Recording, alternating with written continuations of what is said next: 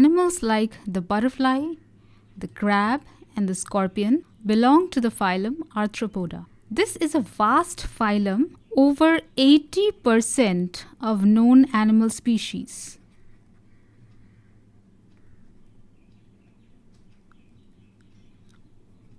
Constitute this phylum Arthropoda. So let's first understand what the name Arthropoda means. So arthro means joint and poda means feet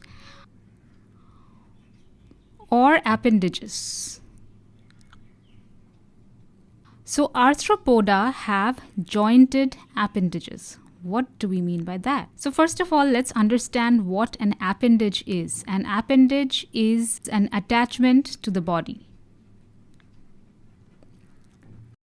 In case of the arthropods, it can be the legs, the antennae, etc. And what do I mean by jointed? They have joints in them. So this, for example, is the leg of an insect. So insects are also types of arthropods, right? So if you see, this leg is not one continuous piece. It is made up of all these separate smaller pieces. Each of them is joined to the previous one and the next one. So the joints are responsible for keeping the leg together.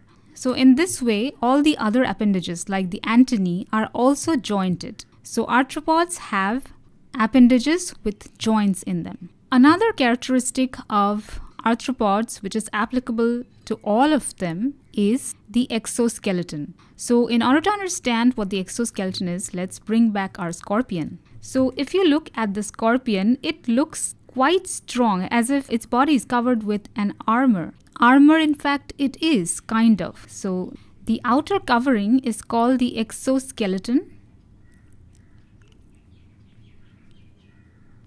Skeleton is something that is responsible for the rigidity and the firmness of an animal body. So for us, we have a skeleton made up of bones, which is inside, so that's an endoskeleton. Whereas for the arthropods, the skeleton is outside the body, protecting it. Hence, it's called exoskeleton. Exo means outside. Now, what is the exoskeleton made of? The exoskeleton is made up of chitin. So they have a chitinous exoskeleton. So you might remember that chitin is a polysaccharide that is found in the cell walls of fungi. Is it the same thing? Yes, it is. It's the exact same chemical that is also found in the exoskeleton in arthropods. Now, since the arthropods are so varied, so are their respiratory organs. So let's take a look at some of them. First, we'll look at aquatic arthropods, the arthropods that live in water. So you know that aquatic animals have gills as their respiratory organs. You know, fish breathe with the help of gills, right? Similarly, aquatic arthropods, many of them have gills. For example, if you look at this organism, it's kind of like a prawn. It's actually a krill. So these right here, these are the gills. There are some other arthropods which also have gills, but their gills have a specific shape. So you see right here, these are gills, but it also looks like a stack of books. Hence, they are called book gills. So this was about the aquatic arthropods. What about the arthropods which live on land?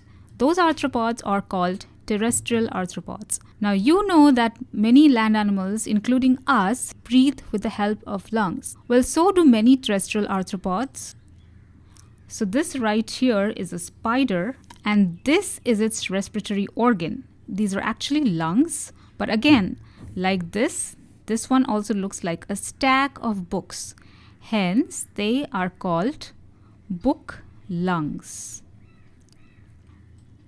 And the last type of respiratory organ is actually quite common among arthropods, especially insects. So these constitute of a network of tubes. You see all these tubes over here. All these tubes are called tracheae,